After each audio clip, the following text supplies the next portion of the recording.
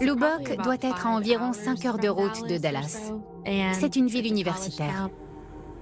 Tout le monde se connaît dans le coin. Un livreur a déjà commencé sa journée de travail. Il fait un arrêt dans une supérette ouverte 24 heures sur 24. Le livreur arrive et ne voit personne. Alors il décide d'aller jeter un œil. Mais lorsqu'il regarde derrière le comptoir, l'homme y découvre un bain de sang. Il commence par examiner la femme étendue derrière le comptoir. On lui a tiré dessus. Il y avait du sang partout. La victime était manifestement décédée. Le livreur appelle aussitôt les secours. Les enquêteurs de la brigade criminelle arrivent sur place quelques minutes plus tard. L'homme qui les a appelés est là. Il les attend devant la supérette. Les premiers intervenants s'organisent. L'un des policiers reste auprès du livreur, tandis que ses collègues pénètrent à l'intérieur du magasin. C'était un endroit très fréquenté, à part au lever du jour, quand les rues sont vides. À l'intérieur, il régnait un silence surnaturel. Les secours confirment rapidement le décès. La victime semble n'avoir reçu qu'une seule balle à la gorge. Cet homicide ressemblait à un braquage qui aurait mal tourné. Ils avaient pris des paquets de cigarettes, des friandises et d'autres trucs du même genre. La caisse enregistreuse n'a pas été ouverte. Tout indique que le ou les tueurs sont repartis sans prendre d'argent. Mais qui irait jusqu'à commettre un meurtre pour des friandises et des cigarettes? Et pourquoi? C'était un crime absurde. Perdre la vie pour quelque chose d'aussi insignifiant, ça rendait les choses encore plus tragiques. La police va bientôt découvrir que cette affaire tourne autour d'une jeune fille influençable qui a mis de côté son propre intérêt par amour pour un homme. Victoria Harris a 17 ans. Elle vit à Weatherford, au Texas, dans une famille unie qui l'aime tendrement. Victoria avait toujours le sourire aux lèvres. Elle n'avait pas peur de se montrer telle qu'elle était, même quand elle échouait. Et quand quelque chose lui tenait à cœur, elle ne renonçait jamais. Victoria a placé la barre très haut pour ses frères et sœurs. Petite, c'était une élève très studieuse. Elle n'avait que des bonnes notes. C'était une enfant modèle, une fille sérieuse. L'adolescente semble promise à un bel avenir et ses parents se montrent exigeants. On était intransigeants concernant le respect des règles. Après l'école, les enfants faisaient leurs devoirs et s'acquittaient des tâches ménagères. Mes parents accordaient beaucoup d'importance aux études, parce qu'eux-mêmes en avaient été privés. Ils étaient très stricts. Mais en terminale, Victoria n'a plus envie de jouer les petites filles modèles. Elle commence à se rebeller contre ses parents. Mes amis sortaient. Ils s'amusaient et faisaient des choses qui nous étaient interdites. Victoria a commencé à tester les limites et à enfreindre les règles. Elle devenait complètement incontrôlable.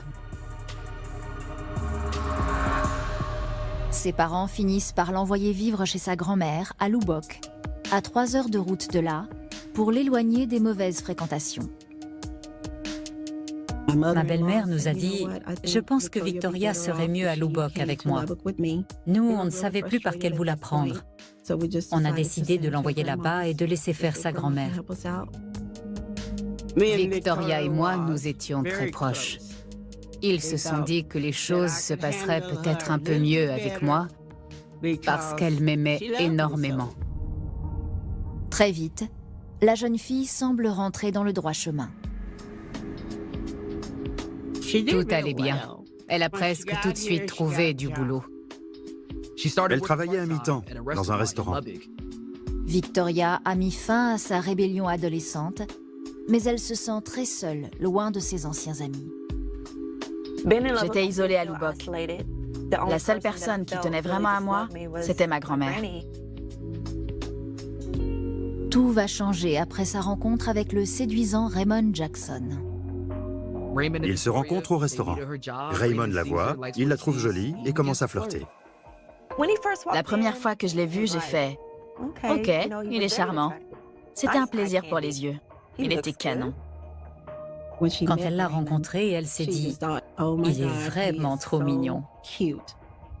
Elle m'a toujours dit qu'il était craquant. Il m'a demandé mon numéro. J'avais pas l'intention de le lui donner, mais il a tellement insisté que j'ai fini par céder.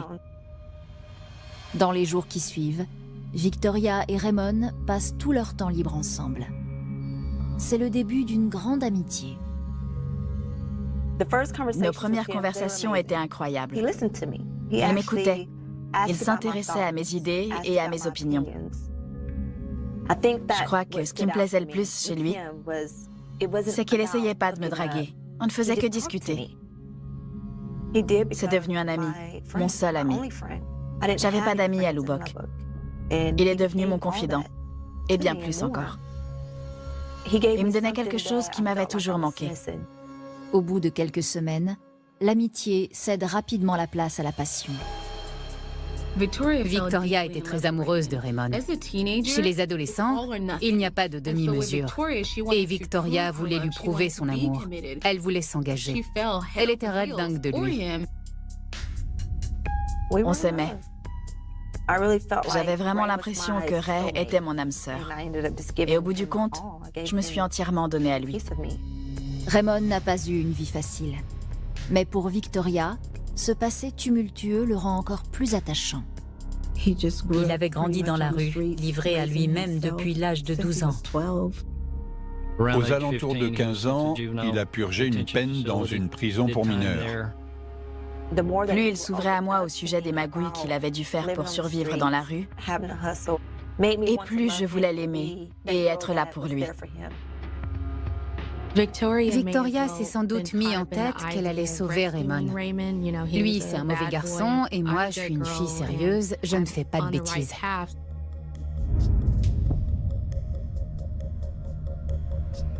Elle recommence à braver les interdits pour pouvoir passer tout son temps avec lui. Victoria et Raymond faisaient preuve d'imagination pour se voir le plus souvent possible. Ma grand-mère n'approuvait pas. Mais c'était Ray. Je voulais rien entendre. Dès que sa grand-mère partait se coucher, Victoria ouvrait la porte à Raymond. Il habitait pratiquement là-bas. Victoria estime que Raymond l'a sauvée de la solitude. Et même s'il est parfois un peu brusque, il lui apporte exactement ce qu'elle recherche. Mais cet amour va bientôt être mis à l'épreuve, repoussant la jeune fille dans ses derniers retranchements. Victoria a toujours été attirée par les mauvais garçons. Mon père me disait toujours, « Victoria, tu es qui tu fréquentes. » Quand j'y repense aujourd'hui, je me dis que c'est ce qui m'est arrivé avec Ray. 3 août 2004. La police de Lubbock intervient dans une supérette où une employée a été tuée. On avait été appelé pour un homicide par arme à feu. La victime s'appelle Patricia Garcia. Elle est âgée de 47 ans. Lorsqu'ils appellent ses proches pour leur apprendre la terrible nouvelle, les enquêteurs découvrent qu'elle avait 4 enfants et 5 petits-enfants. Ils étaient effondrés. Tout le monde décrivait Patricia comme quelqu'un de gentil et d'attentionné. Elle travaillait de nuit pour nourrir sa famille et essayait de joindre les deux bouts. Très vite, les policiers repèrent une caméra de vidéosurveillance située juste au-dessus de la scène de crime. Nous avons aussitôt entrepris de récupérer la bande pour voir ce qu'il y avait dessus. L'enquête va révéler une affaire beaucoup plus complexe qu'un simple braquage qui aurait mal tourné. On a fini par comprendre que cette affaire était liée à une histoire d'amour. Une loyauté mal placée peut s'avérer très dangereuse.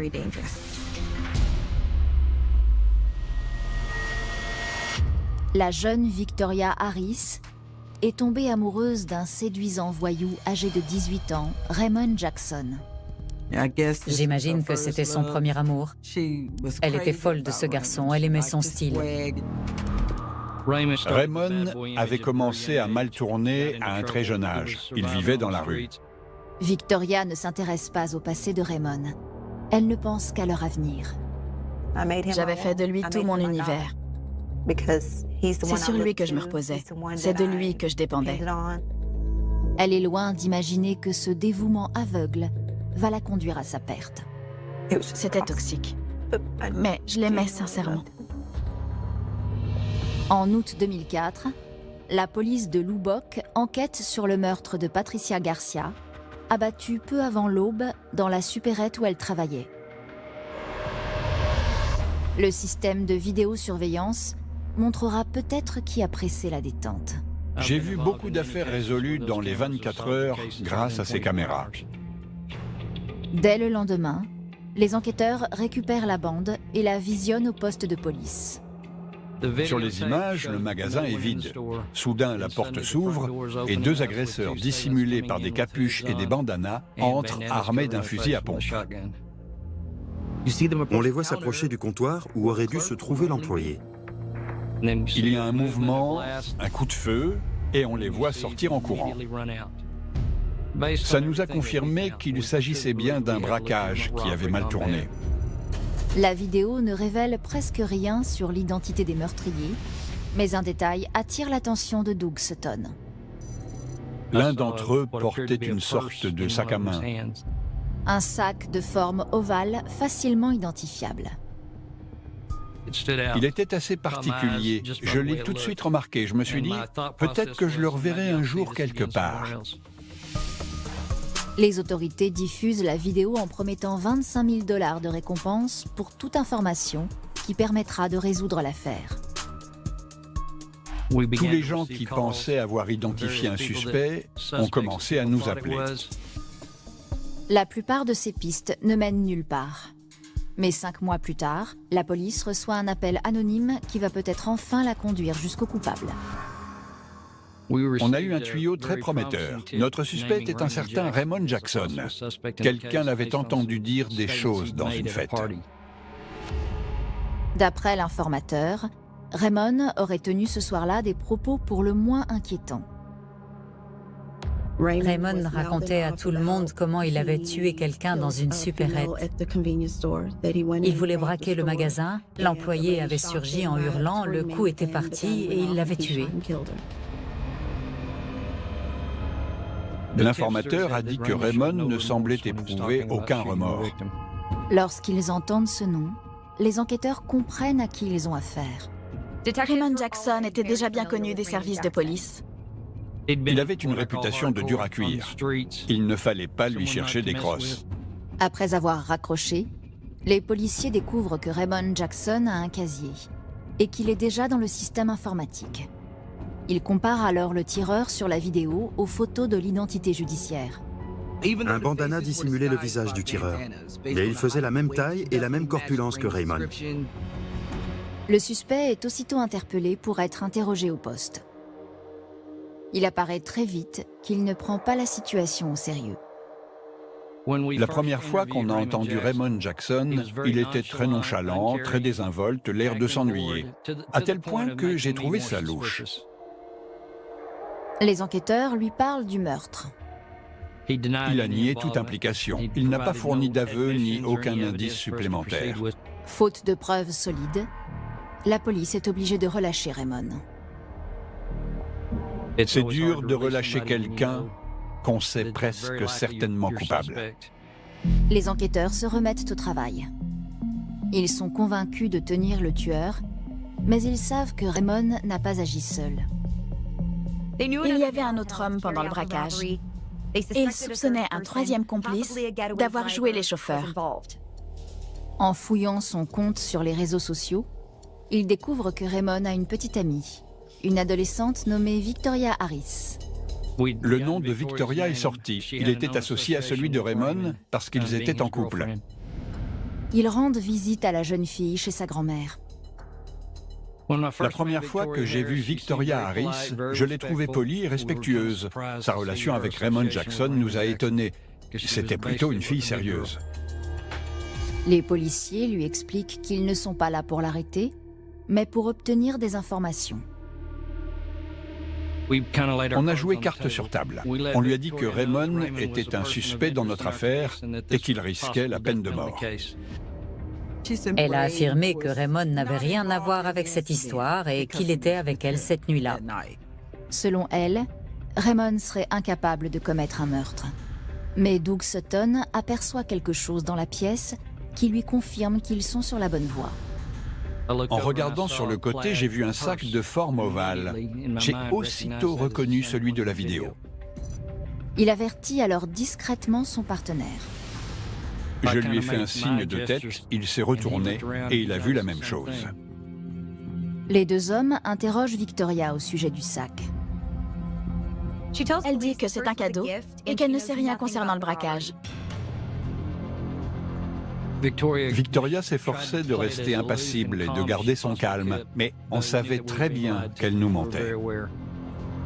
Je ne voulais pas assumer. J'essayais de ne rien dire, mais j'étais terrifiée. Victoria en sait manifestement plus qu'elle ne le dit. Mais jusqu'où ira-t-elle pour protéger son homme? Il voyait bien qu'elle essayait de couvrir son petit ami. Aux yeux de Victoria, rien ne comptait plus que sa relation avec Raymond. C'est ce qui comptait le plus à ses yeux. Elle était prête à tout pour la protéger. La vie de Victoria a changé, brutalement. Janvier 2005, 5 mois après le braquage qui a coûté la vie à Patricia Garcia, les policiers chargés de l'enquête interrogent Victoria Harris au sujet de son petit ami Raymond Jackson.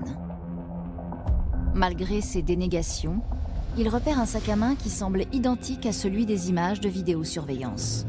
On lui a demandé d'où il venait et comment elle se l'était procuré. Victoria répond qu'il s'agit d'un cadeau. Les deux hommes ne sont pas convaincus. Mais ils ne peuvent pas saisir le sac. On est aussitôt allé chercher une commission rogatoire pour faire une perquisition. Mais le temps qu'on revienne, le sac n'était plus là. Il avait disparu. Désormais, il ne fait plus aucun doute que Raymond et Victoria sont tous les deux impliqués dans le braquage. Au cours des 2 mois qui suivent, d'autres témoins anonymes disent avoir entendu Raymond se vanter du meurtre. On a pu monter un dossier à partir de ces témoignages qui rapportaient directement les propos tenus par Raymond Jackson. Et on a obtenu un mandat d'arrêt contre lui et contre Victoria. Le 9 mars 2005, 2 mois après leur première audition par la police, Victoria et Raymond sont arrêtés. Victoria avait 18 ans à l'époque. Elle pensait que tout finirait bien, comme dans les contes de fées. La réalité l'a rattrapée quand elle s'est fait arrêter. J'avais perdu ma propre identité. Je ne savais plus qui était Victoria. Toute ma vie était partie en fumée. La nouvelle de son arrestation fait à sa famille l'effet d'une bombe. Je n'arrivais pas à y croire. Non, pas ma fille, ce n'est pas possible. C'est très dur d'investir toute cette énergie dans l'éducation d'un enfant et de découvrir qu'il ne suit pas le chemin qu'on lui a tracé. Quand Victoria est partie vivre chez sa grand-mère, on ne savait plus quoi faire. Alors quand on a appris qu'elle était soupçonnée d'avoir participé à un braquage, on s'est retrouvés complètement désemparés. J'ai senti un frisson me parcourir depuis le sommet de la tête jusqu'à la plante des pieds quand j'ai appris qu'ils avaient été arrêtés. Au poste de police, les enquêteurs interrogent d'abord Raymond. Lors de cette deuxième audition, il était toujours dans le déni. Il nous parlait de son amour pour Victoria. Mais à un moment donné, il y a eu un signe révélateur. On a compris qu'il était sur le point de craquer. Raymond a demandé à parler à Victoria en privé. Il a dit qu'après, il pourrait tout expliquer. Le couple est autorisé à s'entretenir quelques instants sous étroite surveillance. On a laissé Victoria entrer pour lui parler. Elle s'est assise à côté de lui et ils se sont tenus la main pendant 1 minute. Ils étaient tous les deux en larmes. Ils n'arrêtaient pas de pleurer. Bien que Raymond n'ait exprimé aucun remords, il semble sincèrement désolé d'avoir entraîné Victoria dans cette histoire. Il m'aimait. Il y avait quelque chose de vulnérable chez Ray. Quelque chose qu'il ne montrait à personne d'autre. Victoria encourage Raymond à tout avouer. Elle l'aimait encore. Elle voulait à tout prix lui éviter la peine de mort. J'arriverai peut-être à lui faire entendre raison, à trouver un moyen de l'aider. Raymond dit à Victoria qu'il ne veut plus rien dissimuler. Elle l'encourage et lui répond « Dis la vérité ». Après cet échange avec Victoria, le jeune homme se dit prêt à parler. Raymond a décidé de se mettre à table. On s'est assis et il nous a raconté comment ça s'était passé. Il avoue avoir braqué la supérette le 3 août 2004. Mais d'après lui, le meurtre de Patricia Garcia ne faisait pas partie du plan. Il n'arrête pas de le répéter. Il est catégorique. C'était un accident. Il admet être allé à la supérette avec Victoria et son cousin Richie dans l'intention de cambrioler le magasin. On a identifié un troisième suspect qui était encore mineur à l'époque des faits. Raymond entre dans la supérette avec Richie en laissant Victoria faire le guet dans la voiture. Mais à l'intérieur, rien ne se passe comme prévu. Patricia Garcia est dans l'arrière-boutique. En entendant du bruit, elle revient dans le magasin, découvre Raymond et Richie et pousse un cri. Raymond dit avoir appuyé sur la détente sous l'effet de la surprise. Affolés, les deux garçons s'enfuient sans même prendre le temps de vider la caisse. Le mineur était en panique. Raymond a simplement dit « J'ai peut-être bien tué la caissière sans le faire exprès. » Ce sont ses propres mots. « Peut-être bien. » Victoria s'est écriée « Quoi ?» Et il lui a dit « Démarre, on s'en va. » Victoria s'exécute. Elle a dû avoir très peur en apprenant ça. Mais elle était amoureuse. Elle ne voulait pas que Raymond ait des ennuis. Je crois qu'elle était tellement aveuglée par l'amour qu'elle était prête à faire tout ce qu'il lui demandait. Raymond insiste pour dédouaner Victoria et assumer l'entière responsabilité du meurtre. Il soutenait qu'elle avait juste servi de chauffeur. Il la protégeait parce qu'il ne voulait pas qu'elle aille en prison. Après les aveux de Raymond, les enquêteurs veulent entendre la version de Victoria. Mais il leur apparaît très vite que l'adolescente ne mesure absolument pas la gravité de ses actes. Le chauffeur est aussi coupable que la personne qui presse la détente. Je n'imaginais pas que Ray puisse m'attirer des ennuis. Je l'ai appris à mes dépens et je le regrette amèrement.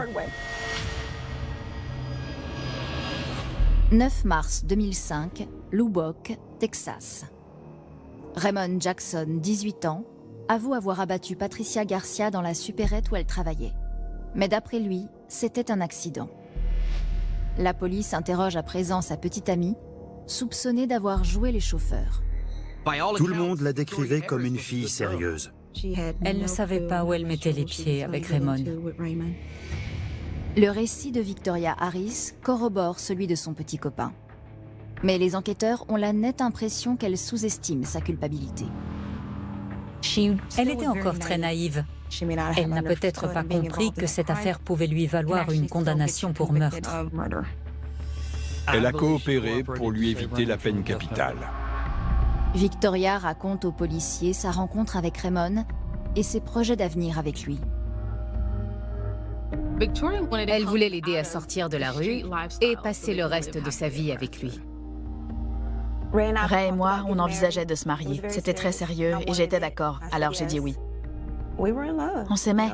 J'avais vraiment l'impression que c'était mon âme sœur. Mais leurs projets ne font pas long feu. Raymond s'avère incapable de conserver un travail honnête. Face aux difficultés, on a tendance à se replier sur ce qu'on connaît déjà. Et lui, c'était la rue qu'il connaissait. C'était la survie. Tout ce qui compte pour Victoria, c'est d'être avec Raymond. Je lui disais, Je pourrais laisser tomber mes études pour être avec toi, pour qu'on puisse avoir plus de temps ensemble. Elle se disait « Je veux être avec lui quoi qu'il en coûte ». Elle ne se fixait aucune limite. 2 semaines avant le braquage, Raymond et Victoria volent un fusil à pompe dans un pick-up. Ils ont repéré un fusil et des munitions à l'intérieur d'un pick-up. Alors Raymond a forcé le véhicule et il a volé l'arme. Une fois en possession de l'arme, Raymond propose de braquer une supérette. Ils voulaient refaire leur vie ensemble. Mais pour ça, il fallait de l'argent. Et la seule façon de s'en procurer, à leurs yeux, c'était de le voler. J'avais du mal à comprendre qu'il puisse faire ça pour l'argent. Mais je l'acceptais parce que c'était lui. Ray faisait toujours exactement ce qu'il voulait, quand il voulait. Victoria se sentait indissociablement liée à Raymond.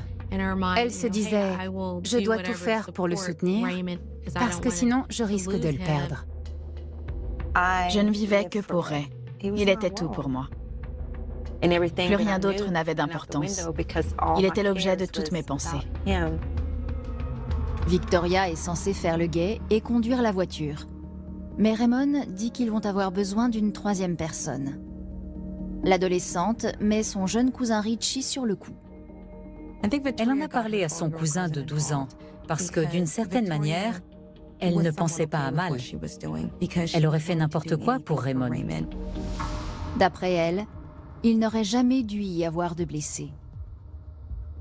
Victoria a dit que l'arme ne devait pas être chargée. À l'aube du 3 août 2004, la jeune fille prend la voiture de sa grand-mère pour conduire Raymond et son cousin Richie jusqu'à la supérette. Son rôle s'est limité à prendre la voiture de sa grand-mère et à la conduire. Une fois la voiture garée sur le parking, Victoria donne son sac à Raymond pour y mettre le butin du braquage. Les 2 garçons se nouent un bandana sur la figure et se préparent à entrer. Raymond est armé du fusil à pompe. Victoria croit que l'arme n'est pas chargée, qu'elle a juste un rôle dissuasif. Mais elle va bientôt découvrir que son homme n'a pas été entièrement honnête avec elle. Toute sa vie est sur le point de basculer. Parfois, il m'écoutait, mais pas toujours. Avec Ray, il n'y avait pas de limite.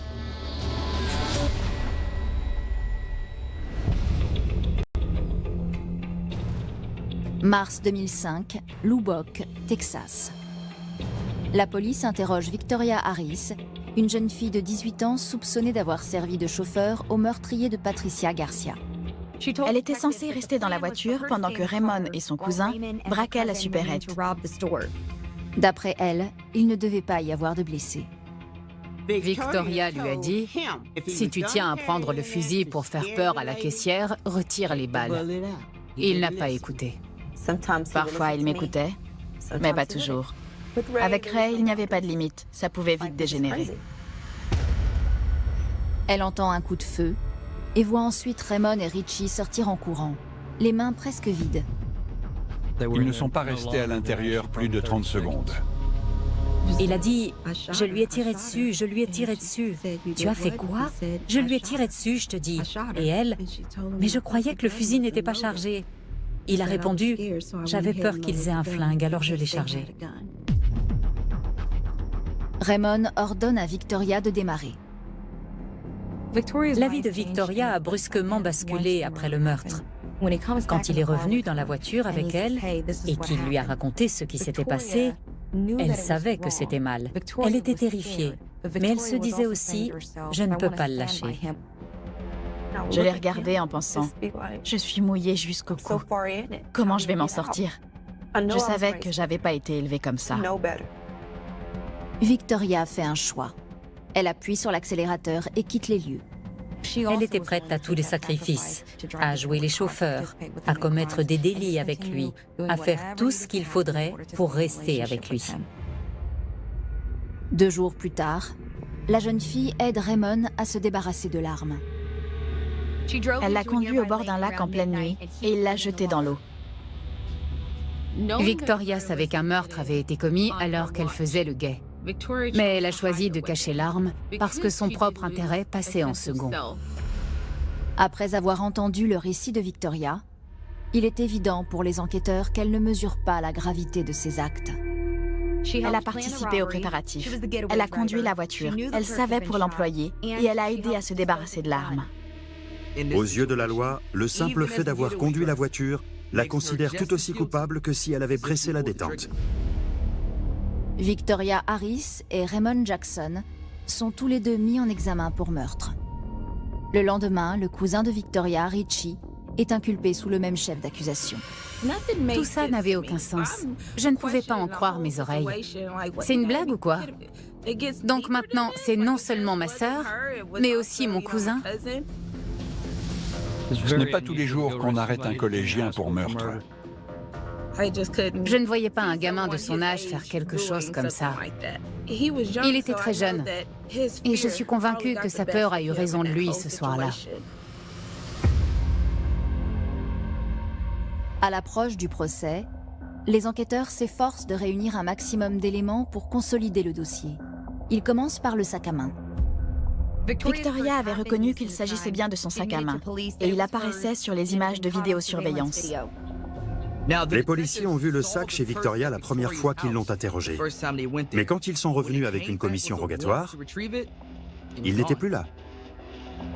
Ils ont beau interroger la famille de Victoria, le sac à main semble s'être évanoui dans la nature.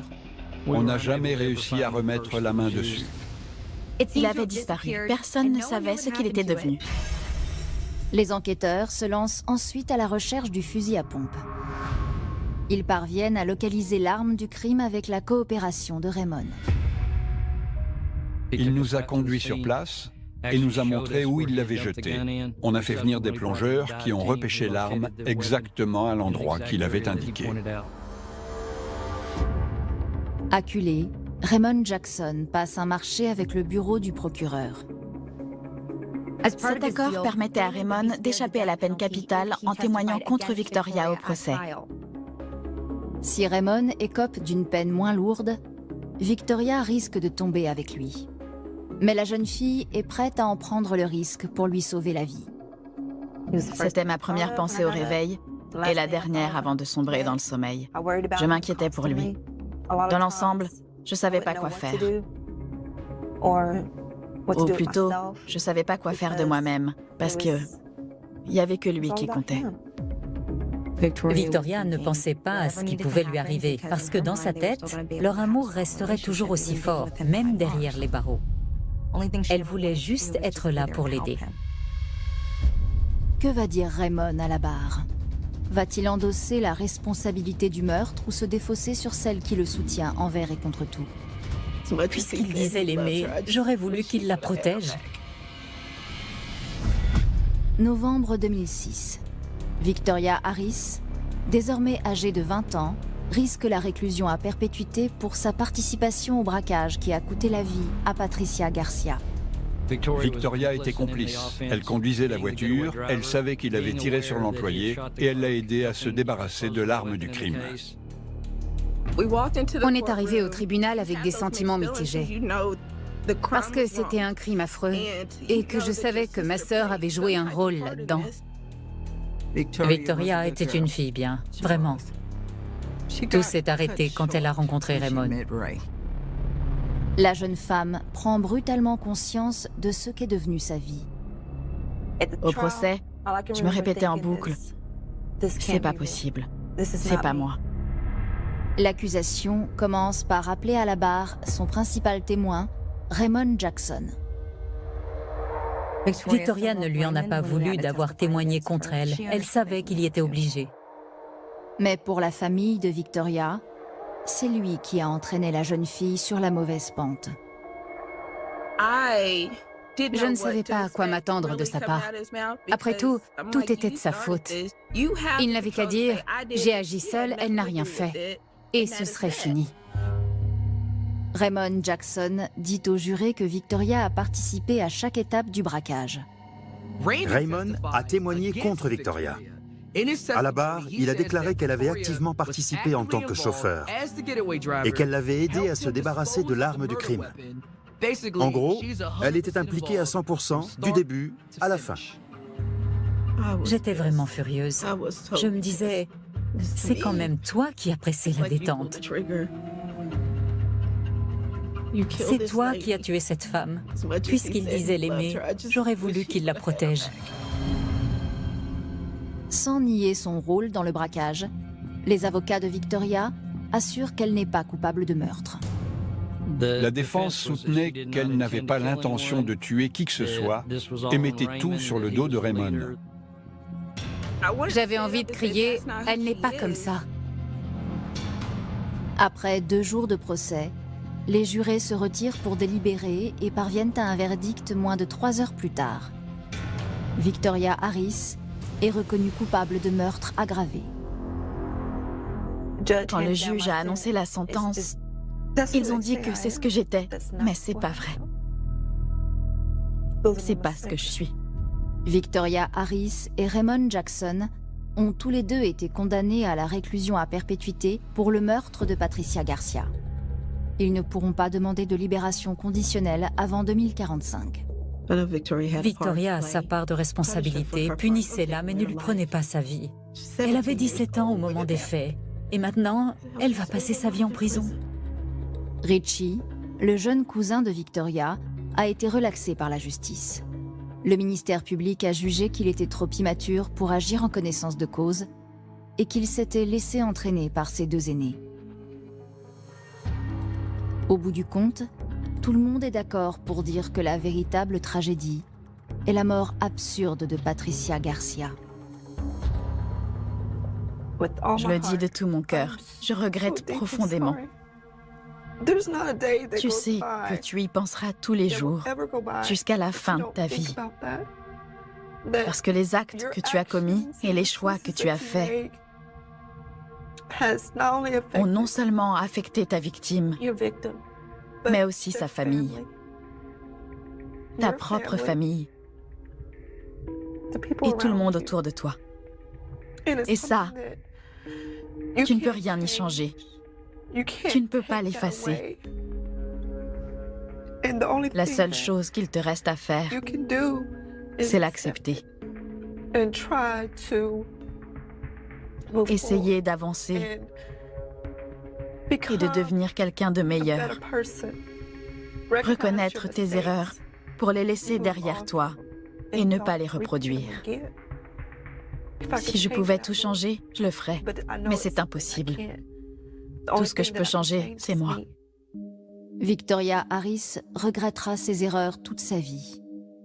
Elle ne peut qu'espérer que ces vicissitudes serviront d'avertissement à d'autres adolescentes. D'autres jeunes femmes peuvent s'inspirer de l'histoire de Victoria Harris pour apprendre à faire la différence entre une relation saine et une relation toxique. On sait qu'on est sans doute dépendant de quelqu'un quand on a tendance à exister à travers lui et à vouloir à tout prix le sauver. C'est aussi une question d'estime de soi. Il faut apprendre à se connaître et à s'aimer suffisamment pour ne pas aller chercher l'amour dans une relation toxique.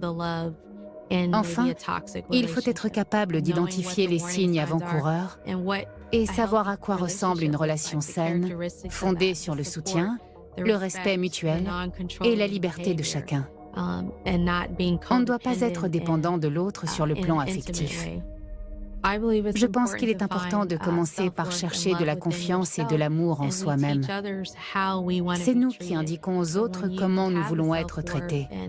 Et si Victoria avait eu plus confiance en elle, si elle avait été davantage consciente de sa propre valeur, elle aurait pu fixer des limites à Raymond en lui disant « Attention, ce genre de comportement ne passe pas ». Quand j'y repense, je me dis qu'avec Ray, j'ai fini par devenir la personne que je fréquentais. On ne se rend pas compte que les choix qu'on fait finissent toujours par affecter les gens qui vous entourent. Aucun homme sur cette terre ne vaut la peine de perdre la liberté et la vie. Aucun homme ne vaut la peine de se retrouver ici, loin de sa famille, loin de la femme que vous auriez pu et que vous auriez dû devenir. Les filles, S'il y a quelque chose qui ne vous semble pas normal, sachez dire stop. Si vous êtes avec quelqu'un qui ne vous traite pas bien, peu importe comment, dites stop. Par amour, on peut faire des choses qu'on ne ferait pas autrement. C'est ce qui est arrivé à Victoria. L'influence de Ray sur ma vie se fait encore sentir aujourd'hui. Ce n'est pas à ce genre d'éternité que je pensais, mais c'est celle que j'ai eue. La solitude nous rend parfois vulnérables. On se raccroche au moindre signe d'amour et de compréhension, jusqu'à faire preuve d'une loyauté aveugle. C'est un sentiment qui peut être exaltant et grisant, jusqu'à ce que ce dévouement nous détourne du droit chemin.